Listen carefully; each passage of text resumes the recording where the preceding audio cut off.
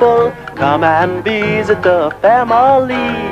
Words are made of letter people, A, B, C, D, follow me. The letter people. Today, meet Ms. O.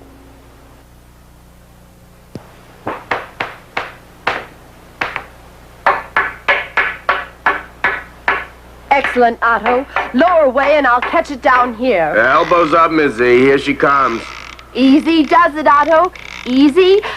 I've got it. No, not there. How many times do I have to tell you the clue boxes, the flower trellises go over there? Yeah, we know, Miss O, but Otto and I thought they'd look better here. You do it the way I want you to do it. You should know I'm obstinate, stubborn, that I do just what I want to do. If I weren't obstinate, I wouldn't have my sound, Mizzy. My sound is the same sound that starts obstinate. Just listen. Obstinate. Hey, what is that horrible noise? Is somebody down there with you, Miss Z? It's me, you oversized oddity. Miss O, get back to work. I have an opera to put on. Speaking of your opera, Miss O, I'm not too enthused about playing the part of an omelet. It's just a fancy way of cooking an egg.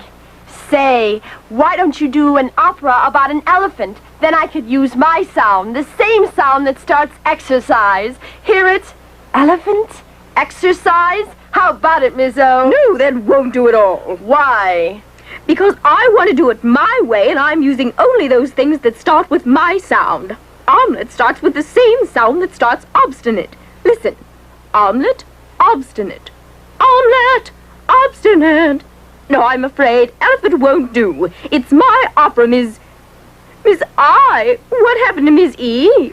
She oscillated out because you were being so obstinate.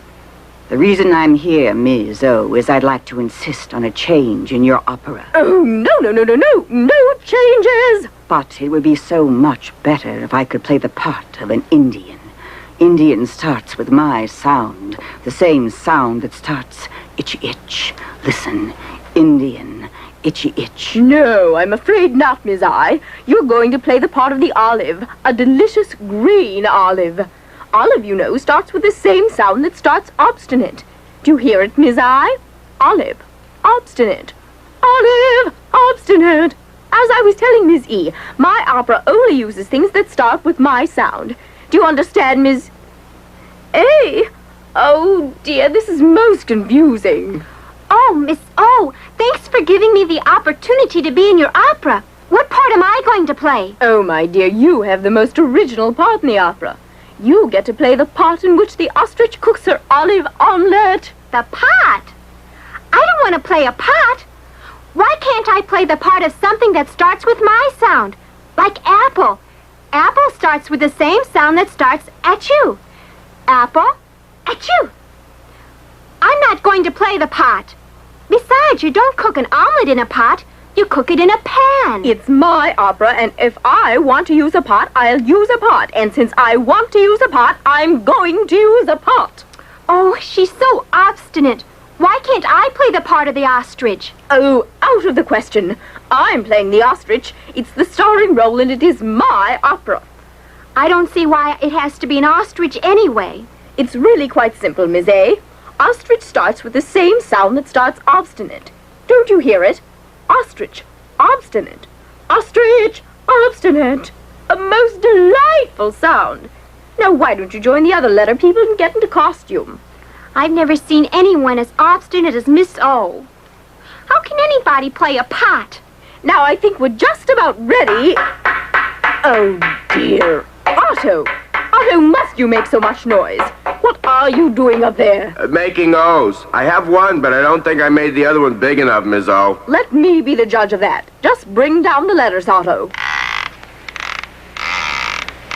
Yes, that's the letter O, a capital O. It makes the same sound that starts obstinate. Okay, Otto, lower the other one. I told you, Miss O, I don't think it's big enough. Here it is anyway. Oh, it's obvious, Otto. You've made a lowercase O. It makes the same sound that starts obstinate. You mean to tell me that both of those are O's? And that both make the same sound? Of that I'm sure, Otto. Your observation is correct. Both capital O and lowercase o make the same sound that starts... Obstinate. Just like you, Miss O? Just like me, Otto. Hit it, Oscar!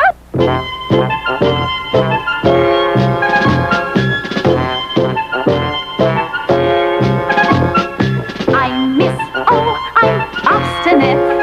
So obstinate, so obstinate. Which is just the opposite of doing what somebody wants you to do when they want you to do it. In the winter time I swim in a frosty swimming pool. If they say stay out, I'm in. I don't care if the water's cool.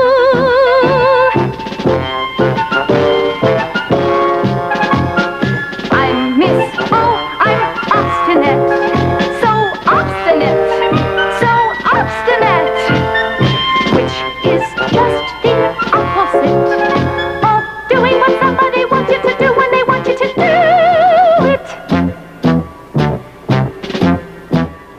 When it's time to go to sleep, that's when I begin to play. If they say stay down, I'm up. When it's night, I say it's day. I'm Miss O, I'm obstinate. So obstinate, so obstinate. Which is just the opposite of doing what somebody wants you to do when they want you to do it.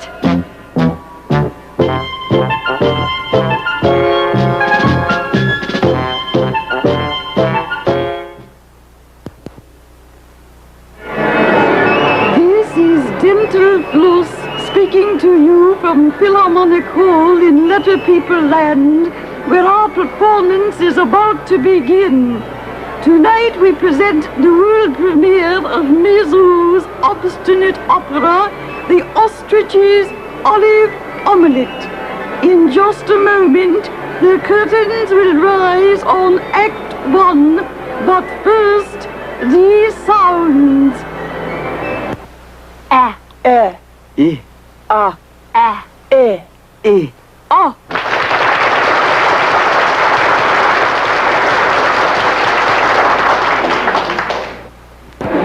Welcome back to Philharmonic Hall. The orchestra has finished tuning up and the conductor, Oscar Obligato, is calling for quiet. The curtain is rising on Act 1 of Miss O's obstinate opera. It's springtime in Letter People Land.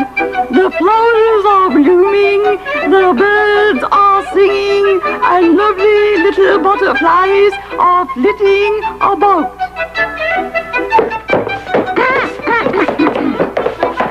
I said, lovely little butterflies are flitting about.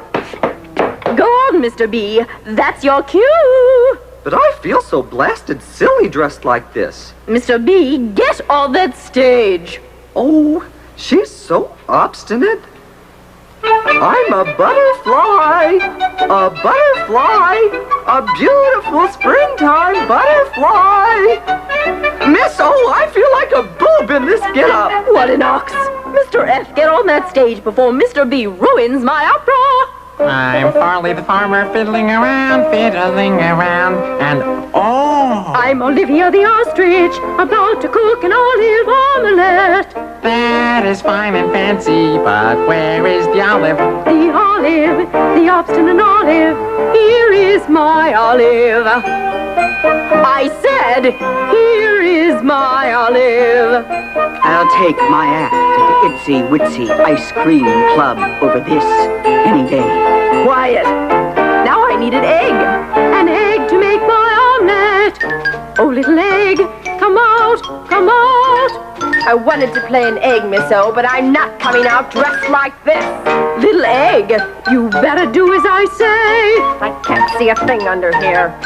Now you have an egg and an olive, but you need something to cook your omelet in. And the letter people are going to tell you what that is. There's Mr. T in the ending clue box. And there's Mr. P in the starting clue box. Now we need just one more. Who will that be? A letter girl. How about Miss O? Yes, Miss O, come out and... Wait a minute. You're Miss O. How are you going to play the ostrich and be in the catching clue box at the same time? Oh, dear, I hadn't thought of that. Well, here's an idea. Why don't I play the ostrich while you're in the clue box? Don't be silly. Your sound is the same sound that starts funny feet. I'm the only one who can play the ostrich because ostrich starts with my sound, obstinate. Let's see now, how can I work this out? I've got it. Here, Mr. F, take my feathers. You play the ostrich while I get in the clue box. But that's just what I said. Go on, Mr. F. Don't be obnoxious. We're ready. Oh, she's so obstinate. Mr. P in the starting clue box makes the same sound that starts pointy patches. Ms. O in the catching clue box makes the same sound that starts obstinate. Mr. T in the ending clue box makes the same sound that starts tall teeth. So what do I need? I mean, what do you need? I mean, what? Oh, I don't know what I mean. Oh, I mean the ostrich needs a pot to cook the omelet in. A pot. And now we'll prove it. Pot. Again. Pot. A pot. I'm right. You mean I'm right. I'm playing the ostrich. Bring out the pot. I don't like being a pot, Miss O. Stop objecting so much. Now I'm going to cook my olive omelette. In goes the egg and the olive. Heat and stir and... Oh, it's too... Oh dear, I can't think of the right word. Here, Mr. F, take my feathers. It's sound catch time again. Now we're going to find out why we can't eat the omelet yet. Ms. O in the catching clue box makes the same sound that starts obstinate. Mr. T in the ending clue box makes the same sound that starts tall teeth. Mr. H in the starting clue box makes the same sound that starts horrible hair.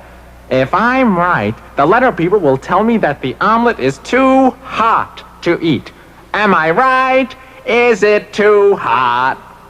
Hot. Again. Hot.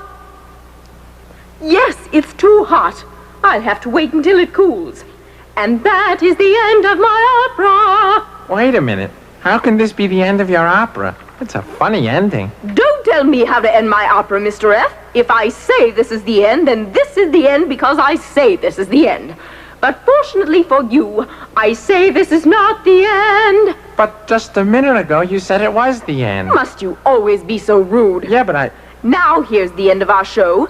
The story of Aki the octopus. Listen for the same sound that starts obstinate. Way down deep and out of sight in a sea of greenish light lived an octopus named Aki, oddly olive and awfully cocky. He'd twist and he'd whirl and spin like a top, unwind like a spring, then come to a stop. Now, he should have been happy in his home, warm and cozy, but Aki the oddball was obviously nosy. So, late one day, deep in October, when skies were crisp, gold, and sober, he swam to the top and looked around, blinked his eyes and hopped on the ground, danced a jig on the soft orange clay, giggled and said, "Here's where I'll stay. I'll play and I'll play and I'll play still some more. You'll never get me off this soft orangey shore." The months rolled by and the skies of gold turned dark and gray and very cold. It started to snow. The ice was a quiver. Poor little Aki, he started to shiver. "I want my home so warm and so nice. I think I'll swim back under the ice." And that's what he did, and vowed never to roam because Aki found out there's no place like home.